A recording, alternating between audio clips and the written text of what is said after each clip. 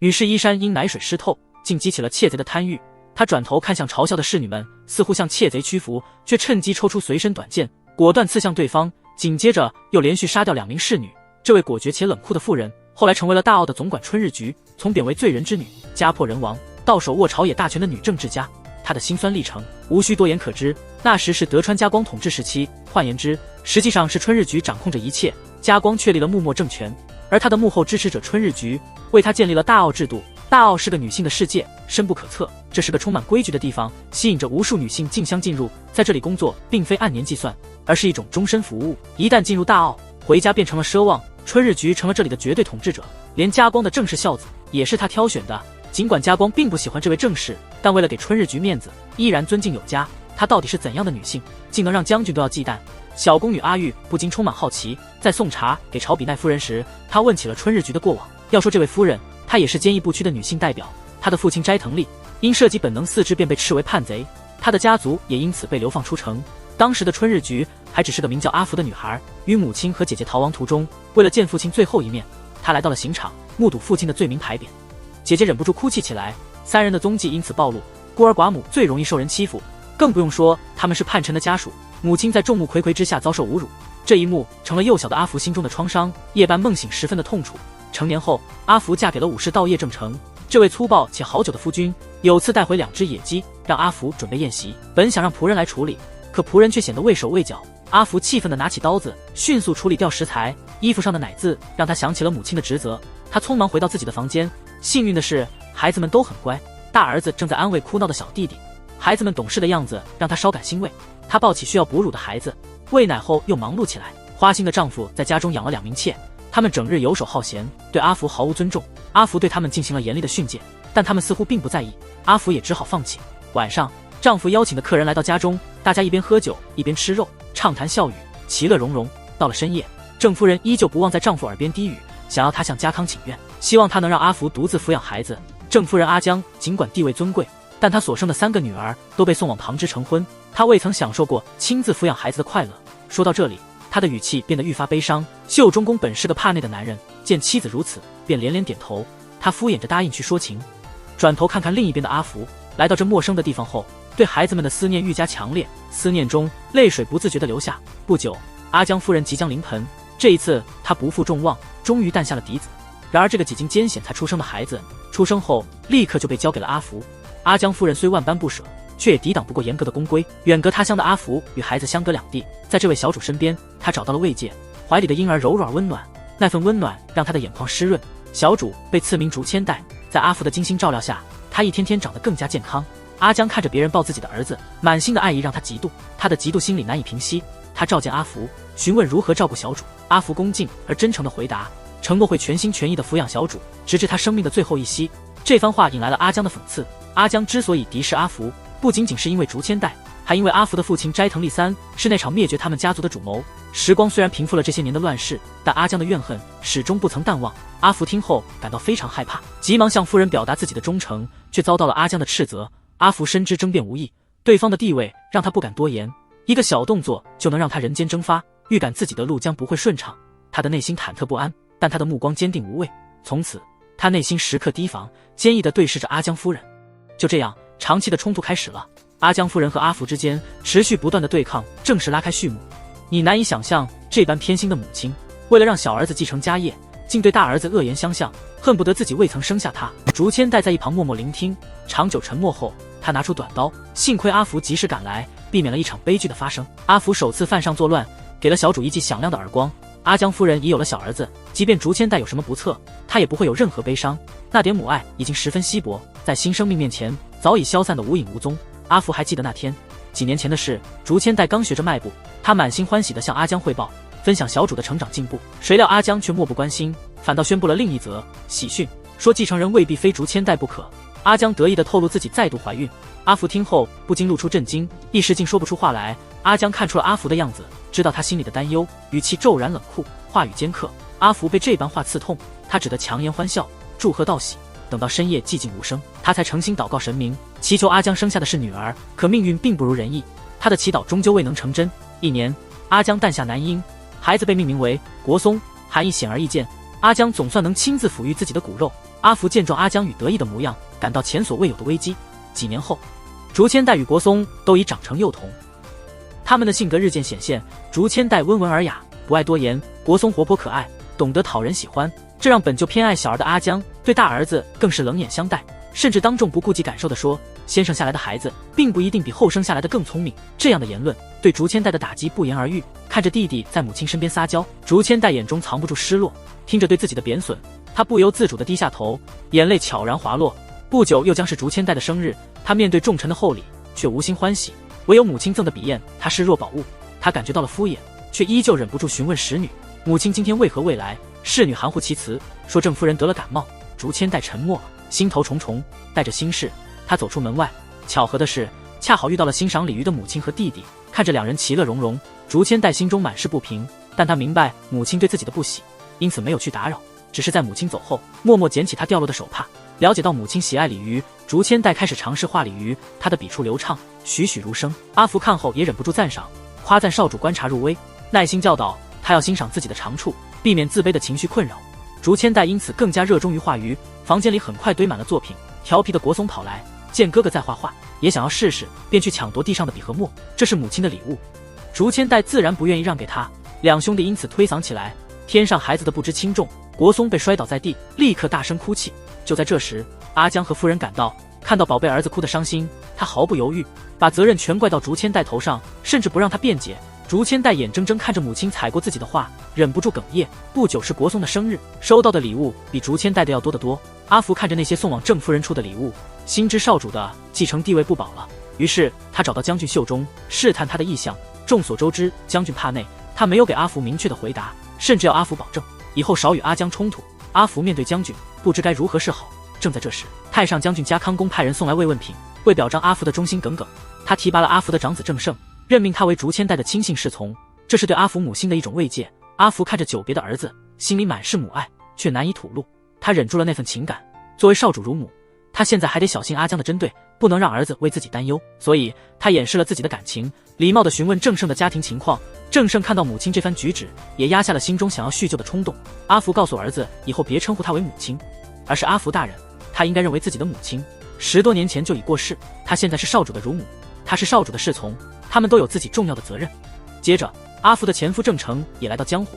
常言道，一个人成功可以带动周围人，他此行是为了会见将军。阿江听到这个名字就满含轻蔑，他嘲讽阿福在3条西家虽学会了礼节，却嫁了个无赖。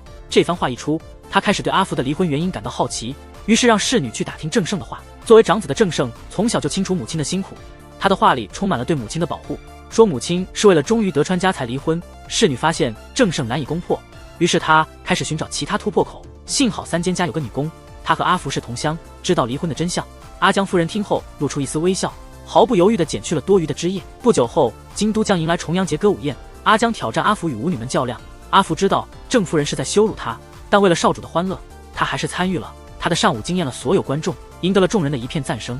阿江夫人看准时机，当众揭露了阿福杀害小妾的事，还讽刺地称这也是一段佳话。面对阿江的挑衅，阿福只是短暂的慌乱，随即面带微笑冷静回应。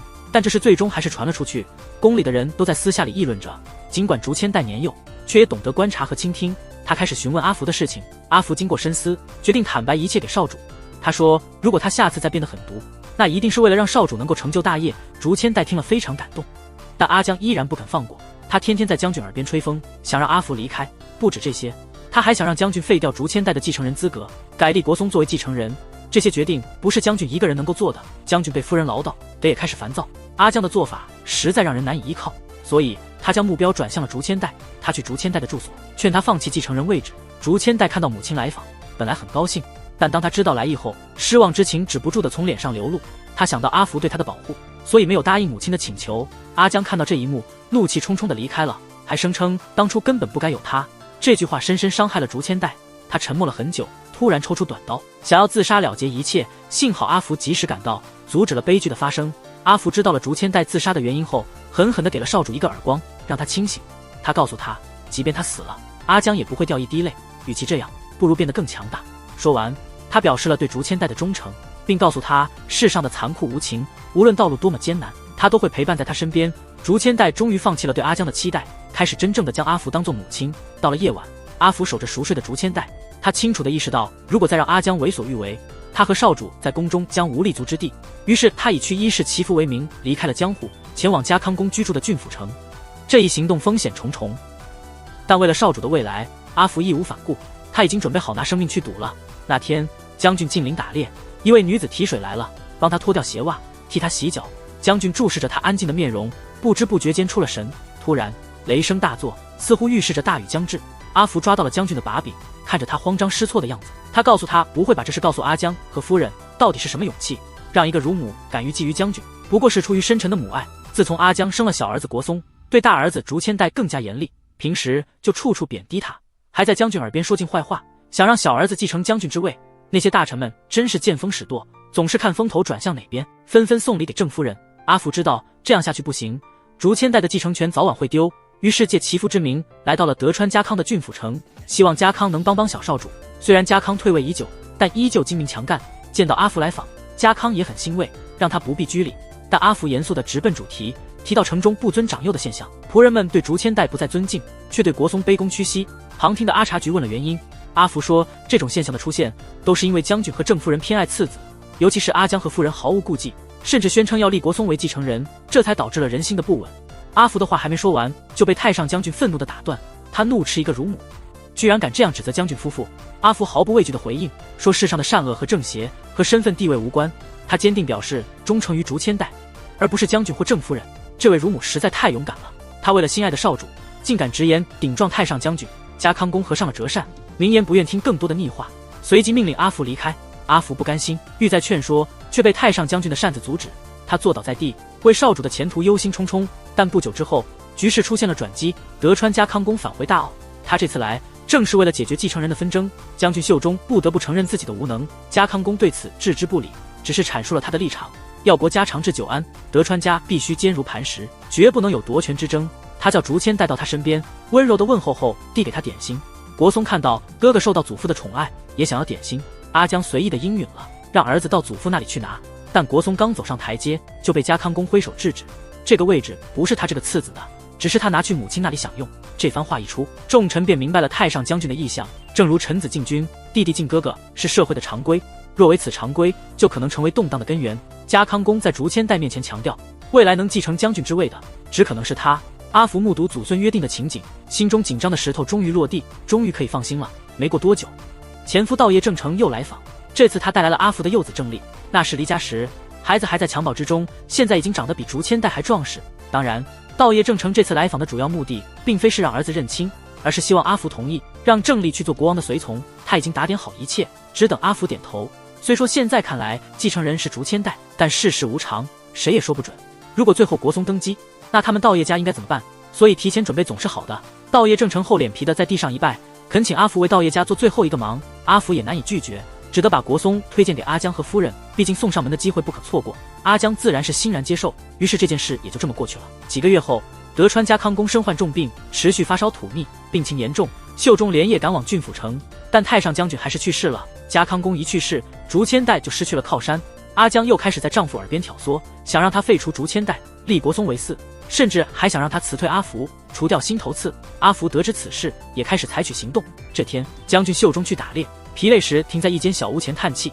一名女子端水来，擦洗他的双脚，水面映出女子端庄美丽的脸庞，让将军心神荡漾。想到家中那位尖锐刻薄的正妻，他心中更是一阵冲动。突然雷声大作，预示着一场急雨即将来临。雨停天晴后，女子已经离去。将军醒来，意识到自己做了什么，惊慌失措。看到阿福平静地端着茶进来，他更加慌张不已。阿福抢先替他解围，这不过是一场梦，不必担心夫人会知道，这将是我们之间的秘密。阿福送秀忠一个美人，当然是为了掌握将军的秘密，以此来牵制阿江。这天阿江又来找阿福的麻烦，提到道业正成近来又纳了几位小妾，这么缺少女色，还要休掉阿福，大概是男人在女人那里求不到的东西，他没有给吧。他的话一带有色彩，四周人群又开始窃窃私语。阿福想到那窃香窃玉的将军，不禁笑了。阿江因他的莫名其妙笑声而愤怒，质问他笑什么。阿福回答说，阿福所利用的那女子名叫阿静，一个再平凡不过的女仆。可是阿福还没来得及探出将军的秘密，阿静就怀孕了。将军听说这事，吓得手一抖，汤碗摔地上了。他第一个念头是，阿江如果知道了，就麻烦大了。阿福也明白这事儿自己处理不当，他便主动告诉将军，他会照顾好阿静和孩子，直到孩子长大。将军尽管心里担忧阿静母子，却也别无他法。阿福给阿静找了个幽静的地方住下，好让他和孩子安稳过日子。这样又过去了1年，转眼到了次年的端午节，阿江夫人给国松准备好华丽的衣服，她想借此良辰，重新决定继承人的问题。为此，她还让她的心肝儿子去林子里打猎，准备宴会的野味，意图在宾客面前大显身手。但就在这时，一向顺从妻命的秀忠突然硬气起来。国松打来的野鸡是在西丸爵打的，秀忠知道后勃然大怒。西丸爵是将军宗家的地方，国松作为下属在那里射箭，这是反叛的行为。说罢，秀忠让小儿退开，首次公开表达自己的看法。世子的继承制是为了避免因继承问题而导致的仇杀和争斗，因此将军的继承人只能是一个，那就是竹千代。无论将来发生什么，这个决定都不会改变。他这么一说，所有臣子都纷纷附和。阿福望向将军，眼里首次流露出敬佩之情。阿福第一次感觉到秀忠将军像极了他那位伟大的父亲。光阴似箭，7年转瞬即逝，竹千代终于成为了将军，并得到了自己的名号，就是德川家光。他与温和的先祖不同，家光寡言少语，更显冷静与决断。阿福望着少主，多年积累的辛酸终成泪水，滞留在眼中。但阿江夫人并没有因为家光的即位而息事宁人。从此，新的挑战开始了。或许是最悲惨的尼姑，因为美貌吸引了将军，被将军的乳母诱入后宫，只为提起将军兴趣，唤起他对女色的兴趣。这位将军正是德川家第3代家光。在上一期，我们说到家光成为了幕府的新统治者，他的乳母阿福也成为了大奥的守卫总管，人称春日局。春日局上任后立即发起3项改革，他建立了大奥制度，这个由女性主宰的宅院，并以灵门作为分界，严禁男子进入大奥。显然，这是春日局的得意时刻。但家光的生母阿江却不乐见其成，在这场权力斗争中，他和他的儿子国松明显处于下风。看着春日局得意洋洋，阿江气得跳脚，却无能为力，只能督促次子加油，希望他能早日生出继承人。但生育并非国松所能决定。这时，国松的近臣道业正立透露了一条小道消息，这消息让阿江夫人和他儿子暗自窃喜。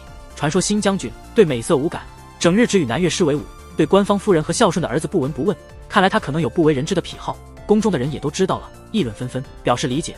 毕竟将军是在阿江与和阿福之间的斗争中成长的，他对女性的厌恶也就不足为奇了。阿江了解到了这一点，于是决定大力抹黑将军的声誉。没想到在这个过程中，他也发现了当年秀忠和阿静的故事。阿江直接找到已经退位的前将军，询问阿静是谁。秀忠被吓得连连后退，怕得像只小鹌鹑。他把责任推给了阿福，说阿静是阿福安排的。听到这个，阿江的眉头紧皱，这下子就仇还在，心恨又添。那天两人一起晒太阳，阿江突然将浓粥泼向春日局，提起了春日局曾给秀忠送美女的往事。原以为这个人忠厚老实，没想到暗地里却如此狡猾。幸好天不负有心人，造就了德川家光这样的杰出后代。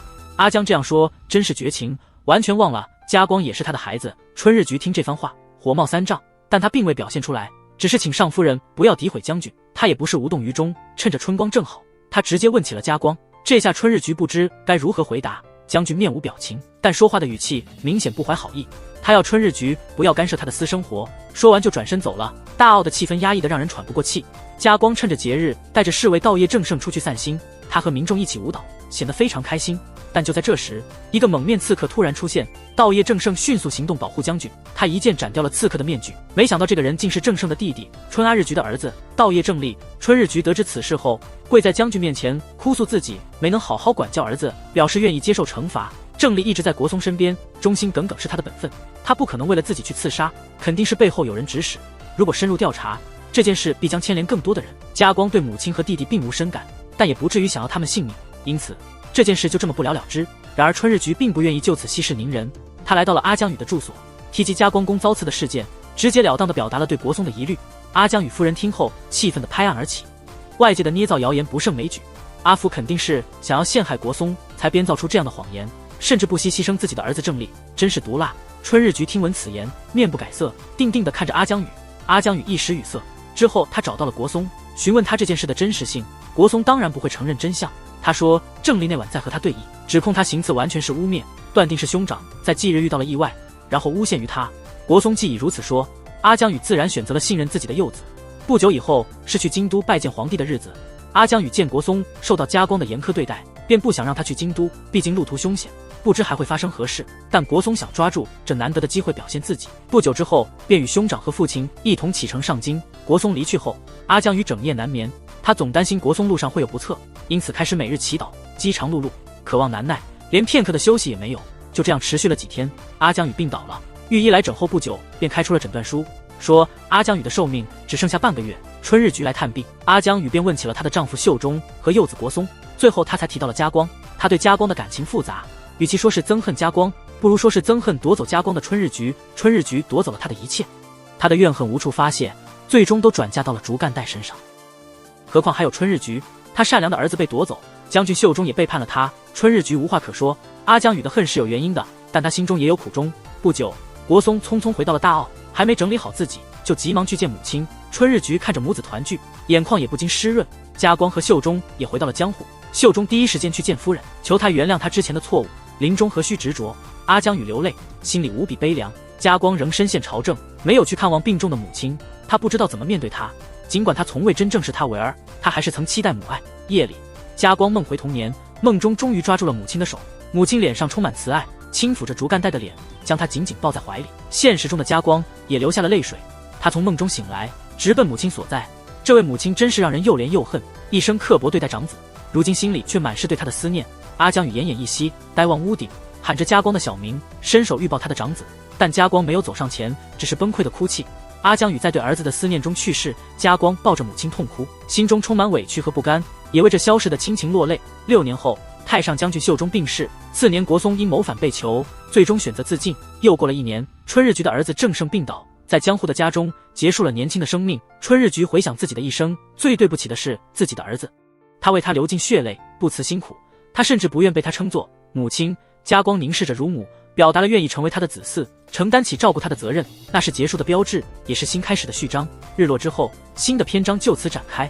几年过去，家光依旧独身，因而家中无人继承。表面镇定的春日局内心其实焦急，他甚至给孝子送上了麝香熏制的衣物，以此希望促进夫妻间的和睦。不料这举动不但没引起家光的兴趣，反而让他大发雷霆，从此不再踏入孝子的住所。春日局看到这一幕，不停絮叨，重申生嗣是将军的责任。家光听得头疼无比，恼怒的转身离去。春日局意识到直接劝说无效，他找到了侍候将军的侍女，询问家光此次访问京城皇帝时是否有宠幸侍女之类的事。女官说并没有这样的事，但确实有件不同寻常的事发生。他们在回江户的路上，正巧遇到了伊势庆光院新任主持的就职，将军因此停留了良久。那位尼姑小姐确实是个国色天香的美人。听闻此事，春日局脑海中冒出了一个大胆的念头。2个月后，该尼姑小姐应春日局之邀来到了大澳，进行了继任仪式。见到她的美貌，春日局忍不住赞叹，但尼姑并不为此感到高兴，她仅向将军表达了敬意。将军认出她是之前见过的尼姑，心中微感惊异，直到大臣提醒，他才回神。经过一番友善的问候，将军邀请尼姑在江户稍作停留，然而对方婉拒了。他坚持自己普度众生、念经持咒的使命，因此礼成后，他就会返回伊势庆光院。将军听后沉默不语，春日局却急忙插话，他认为尼姑不该拒绝将军的好意。话说至此，尼姑也就留在江户过夜了。但是到了夜深人静时分，春日局带人突访尼姑的住所，不想再说服，计划强行带走，完全忽视了尼姑的强烈抵抗，激动地说：“尼姑小姐，请您高高兴兴地成为凤凰吧。”就这样，庆光院的新主持被春日局带进了大澳。随行的其他尼姑们在收了一笔丰厚的钱财后，被送回了伊势。只有名叫阿玉的世俗少女没有选择离去。她生长在风月场所，多亏了尼姑小姐的援助，才有了现在的安定生活。她决定报答尼姑小姐的恩情，她做出了决定，放弃自由，进大澳做侍女。春日局看到阿玉的坦率和执着，就允许了她的请求。当然，最关键的是，他在阿玉身上看到了年轻时的自己。因为尼姑小姐进大澳，一直无法生子的郑夫人孝子被迫搬到了偏僻之地，新人笑声传出，旧人的哭泣声却无人问津。大澳这座金龙还会囚禁多少美丽的女子呢？为了让她生下德川家的继承人，春日局将尼姑秘密关在塔楼，只等她的长发齐腰，就送她入将军的侧室。但尼姑性格坚强不屈，被幽禁了几日，竟然低迷未食，整日只是诵经礼服。他已经做好接受死亡的准备。庆光院没有等到主持归来，一封探寻信寄往江户将军家。光野知晓了此事，他明白这是春日局搞的，问他把那位尼君怎么样了。春日局也不藏着掖着，说那位小姐能伺候将军，也算是前世积福。更何况他也能看出这是将军第一次动心。加光公本想再反驳一下，但不知该如何启齿，只放下一句随你怎么想便离开。事后他找到吹笛少年隼，此人是他从京都带来的乐师，他才艺高超，不多言语。家光喜欢与他倾心相谈，他并非对女性没兴趣，只是小时候看多了母亲阿江与阿福的明争暗斗。他不信世上真有高洁淡泊的女子，如果说这世界上还有人能让他动心，必然像菩萨一般的女子，可惜现在已经不知去向。家光沉默片刻，随后命人到塔楼吹笛。塔楼那边有谁，他其实是能猜出的。将军非圣人，也想贪慕这来之不易的温暖。然此时的倪军却有了轻生的念想，他折断竹筷对准自己，打算就此一了百了。直到外面传来一阵清越的笛声，他才不由停下了手中的动作。驻足听了许久，心绪也逐渐平和了，开始涌现出求生的念头。他终于尽释美，他主动叫停了吹笛的人。于此只待头发及肩之时，他就像是活生生的贡品一样被献给了将军。他曾想过宁愿死亡也不受辱。门缝中发现一条十字架项链，不由一阵诧异。虽说他一直有种直觉，这里不只关了他一个人，但真相大白后，他依旧觉得这一切如梦似幻。春日局走了进来，替他摘下头巾，尼姑的秀发逐渐长达腰间。他让人给他梳头上妆，还不忘夸赞其美貌。既然已经成了将军的新侧室，必定需要一个新名字。春日局给他起名为阿万，此名源自于先将军加康公最宠爱的侧室，人们期望他能给将军留下子嗣，如他的前辈们一样。夜晚，阿万正等候将军驾光来临。就在此时，在寻人的混乱中，有人突然闯入了他的房间，他被吓得坐倒在地。此时的他并不知道，面前的这人是为自己吹笛的少年。损人耐心解释自己是来找人。阿万正想询问，铃铛声突然响起，是将军来了。损人连忙躲到一边，只见将军大步流星踏入房中，径直坐在了榻上，气氛一时间一满尴尬。两人均等同于陌生人，头一次面对面就要行夫妻之事，不自然是必然现象。将军询问阿万刚才在忙些什么，阿万坦诚自己在向佛陀祈祷。他本是修行之人，如今却成了将军的侧室。他在祈求佛陀的宽恕。嘉崩闻言眼帘低垂，也不禁对这位女性感到了一丝愧疚，故而他没有再待下去，只说今日是来打个照面的。说完便离开了。阿万看着他的背影，也颇为诧异。他接下来找到了那个少年的藏身之地，谁知这人早就从窗户处溜了。第二天，春日局询问嘉光为何不去阿万那里。将军陷入深思，都是因为那女人的眼神。他以为他会恨，然而他望向自己时，他的眼中没有仇恨，只有清澈，这反而让他不想更进一步了。再说另外一边的阿玉，虽然是春日局让他进入大熬，当一个末等侍女，但渴望见到倪君小姐简直是痴人说梦。这日他叫住春日局，问他小姐去了哪里。春日局笑道：此时此地已无倪君小姐，只有得到将军宠爱的侧室夫人，像你这样的小辈，自是没有相见的资格。阿玉听了这话，有些不知所措，失魂落魄的去擦地时，还得罪了位高权重的侍女，他被惹毛了，直接一桶水浇在了对方脸上。这一幕恰好就这么被朝比奈夫人看到。阿玉被朝比奈绑在柱子上受罚，身体挺直，双手提着水桶，就这样一直到傍晚。这阿玉也是个绝性子，浑身都开始颤抖，都一言不发，不讨好不求饶。曹比奈见他这般模样，脸上居然流露出赞赏之意。这丫头此举让人想起年轻时的春日局夫人。他决定让阿玉成为自己的贴身侍女，将来一同参加迎接将军的朝会。次日御铃声响，将军带着正夫人侧室以及春日举经过跪拜的女官们。阿玉抬头，只见人群之中有张熟悉美丽的面容，可不正是倪君小姐吗？阿玉立刻叫住了阿万。两人相见，一方惊喜，一方诧异。阿万意识到，阿玉是为了自己才舍弃自由，踏入大奥的深渊。这份感动让他心生波动。阿玉更是感慨万千，他扑向阿万的怀抱，泪流不止。自此，他变成了阿万的贴身侍女。听闻小姐的遭遇之后，他更是一份甜意。那春日局究竟把人当什么了呀？阿万淡然道。其实他也想过自己，只是话还未尽之间，远处又传来熟悉的笛声。没错，是这个笛声给了他活下去的勇气。那个夜晚，嘉光并没有去见阿万，他爱阿万那张菩萨一样的脸，他始终对女性保持警戒。这位智勇双全、决断力强的将军，对女性充满了不信任。转眼间，阿万已来大奥数月，却从未见过郑夫人笑。今日他主动提出想要拜见郑夫人，一是为礼，二是想说明自己进大奥并非郑夫人倒是个好说话，同为困于笼中的鸟。他深刻理解阿万，她本是京都的公家小姐，本来应该嫁依本地的官宦人家，终身不离父母左右。谁知德川家借用钱财将她娶来江户当门面，无数个寂寞的夜里，她连个说话的人也没有。至于阿万，又比她好多少，都是被迫的棋子。阿万听后一时语塞。不久之后，在春日局准备的曲艺会上，阿万终于与那位吹笛者相见，没想到对方竟是当日闯入他居所的那位少年。这也的确是巧了。此次见面，阿万也知道了这位少年的名字，半井损人事业。阿万拿出在塔楼捡到的十字架项链，陷入了沉思。天亮之后，他找到春日局，不再隐瞒，带着阿万去见那个人。那是位容貌姣好的姑娘，虽形容狼狈，但难掩姿色。前些年剿灭某帮会时，臣下发现了此女，惊艳于其美貌，将阿万带回江户，献给了将军。他本想着，若是这等美貌，或许能打动不好女色的嘉光之心。谁知此女极为刚烈，在逃出窗户时不幸跌伤，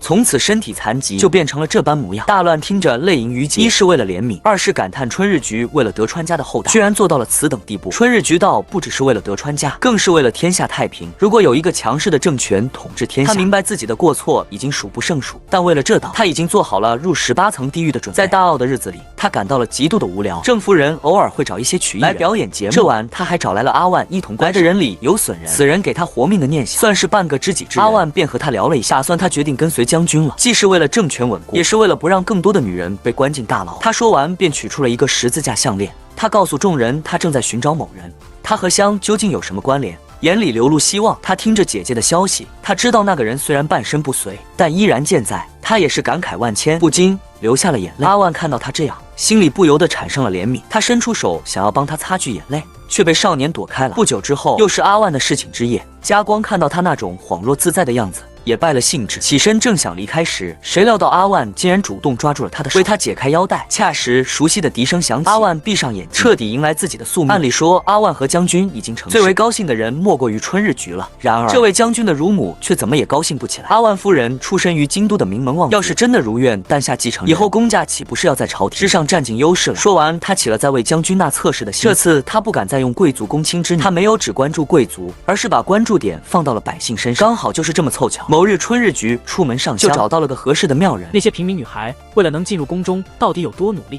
这位渔女在众目睽睽之下脱掉了她的外套，解开了束缚她身体的布条。她这样做全是为了证明自己的资质，她绝不会输给旁边的那些女孩。春日局看到这一幕，也被惊艳到了。他当即就决定把这位小姑娘带回大奥。在上一集中，我们提到了春日局，他对季查阿万夫人母家的势力很是忌讳，他想要打破季查阿万夫人在六宫中最受宠的局面，因此他将目光转向了民间。他想要找一些既美丽又健康的平民女孩，将她们送进大奥来侍奉将军。他找到的第一位少女是在旧衣摊工作的阿兰。阿兰皮肤白皙，美丽动人，一眼就可以看出她正合将军家光的心意。春日局了解了阿兰的背景后，他便拜访了阿兰的家。阿兰和家人住在一间狭小的长屋里，一家人都挤在这个狭窄的空间生活。春日局直言不讳地表明了他的来意，他希望阿兰成为将军家光的侧室，条件是他必须埋骨于城中，永不得见家人，但作为交换，他将享有一生的荣华富贵，他的家人也将因此而富裕顺遂。阿兰看着病床上的母亲以及一事无成的哥哥，他最终决定跟随春日局进入大奥。阿兰的名字在日文中有骚动或混乱，因此春日局给他改名叫阿乐，这名字听起来既悦耳且寓意佳。这时阿乐的姐妹看到了他的机会，也非常羡慕，她鼓起勇气主动向春日局推荐自己。春日局却只是微笑，仔细打量了这位渔家女，直言这不是将军的喜好。然而这女孩并未就此退缩，强调虽然脸庞逊色，身材却毫不逊色，便当场松开衣衫，毫不避讳地展示了自己的身体。春日局惊呆了，但在认真审视后表示满意，决定将这位女孩带入大奥。那时大奥里最受尊敬的是阿万夫人，她的美貌、优雅举止和温柔话语让所有人都感到如沐春风，她的和服款式也成了模仿的对象。不久，裁缝铺的订单激增，开始应接不暇。春日局看着试衣的侍女们一片混乱，慢慢露出不悦的神情。他找到阿万，赞美了他腰间的织品，然后微笑中暗示阿万成了大奥的坏榜样。您一个人在意服饰自然无妨，但若是其他人都和您一样，便会成为风气不正的症结。这批评有些沉重，阿万却没有生气，仍然保持平静，坦然承认了自己的过错。郑夫人已搬至僻静处，现在大奥只听春日局的命令。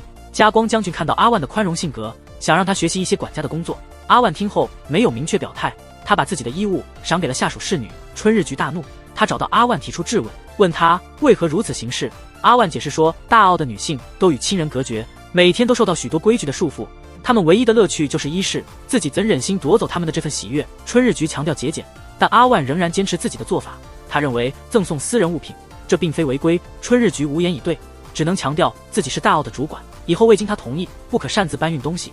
说完，他又批评阿万胡作非为，担心会给新来的姐妹们树立不良榜样。阿万听了非常吃惊，春日局笑着解释道，不久将有2位新夫人进入大奥，期待心胸宽广的阿万夫人不会像一般人那样小心眼。说完，他就高傲地离开了。小侍女阿玉觉得阿万夫人受委屈，忍不住去责备春日局没良心，直到阿万制止，她才停止抱怨。孝子郑夫人已经习以为常，她邀请阿万一起喝酒，感慨大奥又要多几个如同笼中鸟的女人。阿芳也感到难过，她本是凭借自己的力量成了将军的祭品，就是为了其他女性的自由，没想到自己的影响力被她高估了。乐师几人来安慰她，告诉她已经尽力了，不应该自责。几天后，大家找到了塔楼入口，一路上楼梯，果然在牢房中找到了她的姐姐，但姐姐满脸惊恐，不停后退，好像看到了什么可怕的东西。他们家族曾被德川家族视为叛徒而遭灭门，现在只剩下他和姐姐相依为命。他们终于团聚，家人们不想报仇，只想带姐姐去村庄安静的生活。没想到姐姐悄然抽出了她怀里的刀，趁抱弟弟的机会向自己胸口刺去。当众人发现不对劲时，姐姐已经没了生命迹象。春日局也注意到了失踪的女孩，但当他赶到现场时，只看到了一具冰冷的尸体。春日局深感罪孽深重，皱眉双手合十祈祷。这这时的大奥仍然宁静。加光将军处理完公务，想和阿万一起静听笛音，于是请女官召集乐师。今天吉人吹的笛音充满了悲伤。加光听后审视了一番，然后让他下去。大家从将军身边走过，突然有人抽出藏在怀里的短刀，向将军刺来。幸亏将军反应快，避开了这次袭击。吉人咬着牙说要为姐姐复仇。加光泰然自若，他早就知道吉人的真实身份，之前消灭那个帮派只是为了维持政权稳定和百姓安宁，并非出于个人恩怨。他对此也深感内疚，但有些事是必须要做的。吉人笛声中传达出被冤枉死者的悲哀，这是他唯一能安慰死者的方式。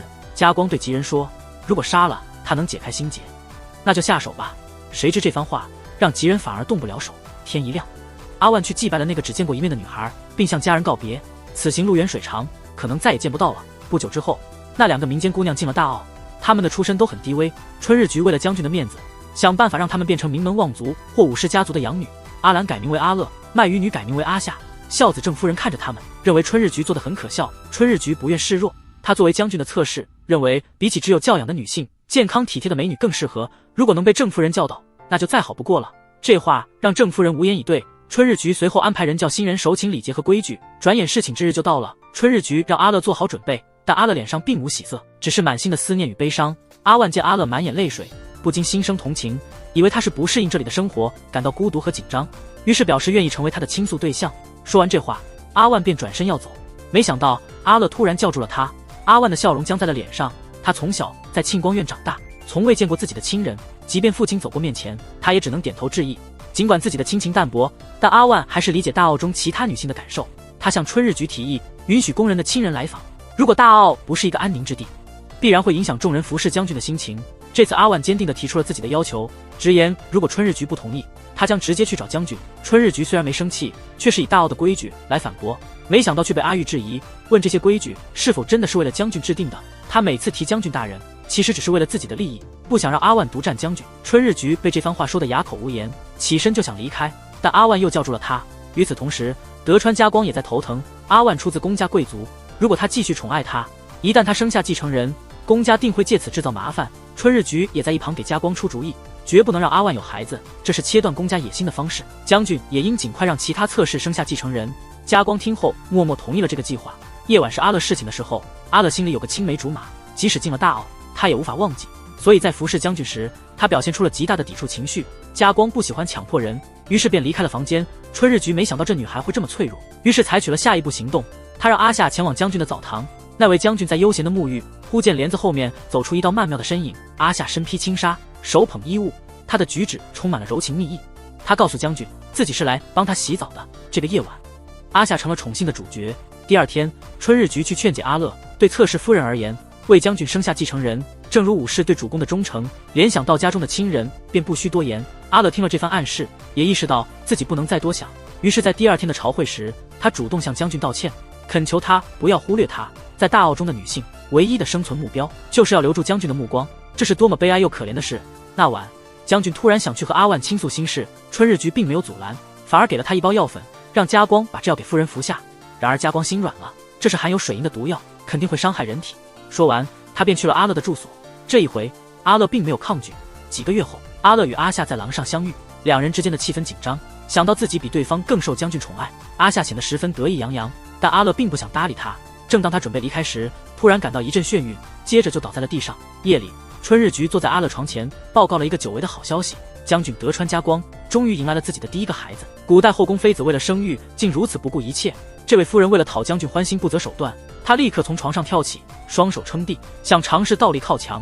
将军看到后，不禁赞叹奇怪又可爱，还是上前帮助她完成了这个愿望。不止这些，他还用面糊和黄瓜敷在脸上，品着特别制作的小鱼干，这全是跟从御医的建议，说是有助于增加怀孕的几率。自从阿乐怀上之后，最让人担心的就是阿夏，他们一起进宫，亲如姐妹，自己承宠的次数还比他多，为何偏偏是阿乐先怀上？特别是在春日局说的如果连他这样努力都没办法怀孕，难道是自己有不育的问题？这让阿夏感到非常焦急。然而，另外一边的阿乐也好过不到哪里去，整日守在床边，食欲减退。阿婉在想，如果家人来看看，阿乐是否会感觉好一些？因此，他向春日局提出，请求让阿乐见见家人。春日局本能的想要拒绝，但在阿婉坚持之下，他还是默许了这个请求。毕竟，没有什么比孩子更重要。此时的阿乐面色苍白，身体虚弱，看到家人就在眼前，他一开始简直不敢相信，紧接着就是泪水模糊了视线。听说哥哥带来了将军的赏赐，家中安然，有所小成，他忍不住情感爆发，下床与母亲紧紧拥抱。谈话的内容都是些家常琐事。阿万在走廊上目睹了这温情一幕，也感慨万分。大房正夫人和孝顺的儿子走了过来，话语中满是羡慕，家境真好，我们却不能回京探望父母，于是去上皇院散心，去寺院参拜，并不违反规矩。城外的空气清新，景色宜人，足以让人心情舒畅。没想到在这里遇见了吉地，自从离开大奥，他就在这上皇院帮忙做杂事。郑夫人看着他并不惊讶，只是说他曾是自己家的客人。阿万没想到他们之间还有这层关系，敌人见面难免要客套一番。吉地凝视着阿万，提到梗花，说这是姐姐最爱的花。他停顿了一下，然后开始询问阿万的近况。吉人立刻注意到妞的语气里带着惊讶，便没有再追问下去。远处的郑夫人注视着他们俩在一起，完全不在乎阿万是家光的妃子这件事。他感慨这俩人宛如神话中的恋人，因此找了个不想干扰的借口，带着他的女官和阿玉离开了。有心人通过暗中的眼线，看到阿万和吹笛者这么亲近，就夸大其词地告诉了春日后。得说这吉人大人的行为真叫人费解，他请假至今实在令人怀疑。这话反倒提醒了春日局，他马上派人去调查。将军一回到大殿，将军被消息震惊得目瞪口呆。当然他并没有马上相信，但这件事仍旧像根刺一样深深地扎在了他心里。他开始疑神疑鬼，他不断地提出质疑，追问对方是怎么知道的，又问是在庇护谁，谁才是他心里真正的所爱。阿万此时却无言以对。德川家光没得到回答，只得失落地离开。不久以后，大厅里为庆祝阿乐夫人怀孕举办了宴会。阿万的礼物是一匹金枝锦缎。阿乐一向敬爱阿万夫人，正准备高兴地接过礼物，却被春日局阻止了。他要对这件礼物举行法事，担心这不洁之物会留下不好的影响。阿万不明所以，却听到春日局夫人继续发问，他不由得感到孤单，想到与他人暗生情愫，爱意深重。这番话犀利而直接，阿万不明白是什么意思。春日局接着追问，是否与图谋害将军大人的叛徒有勾结？这话一出，周围人都开始窃窃私语。阿万直视春日局夫人，明确表示自己并未做过这些事。谁知春日局并不相信他，当场就迫使他发誓，要他宣誓自己对将军大人的心一片忠诚，毫无瑕疵。他发誓说出了这样的话。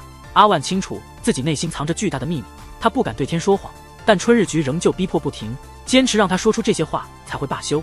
正当这时，练习射箭的将军突然倒下了，御医检查后说是天花的征兆。春日局听说这情况，便不再理会阿万，急忙往将军的住所赶去。天花在当时是个致命的疾病，春日夫人此刻已经把阿万和阿乐的事情还有继承人之事抛到了脑后。此时的阿万经过一夜的反复思考，决定趁机劝吉人离开江户，作为告别的礼物。阿万并未隐瞒自己的想法，而是劝吉人三思。将军大人仁慈宽厚，等他痊愈之后，家人却不想让他受牵连。阿万也觉得自己只能随波逐流，不愿意自找麻烦。说罢他就离开了。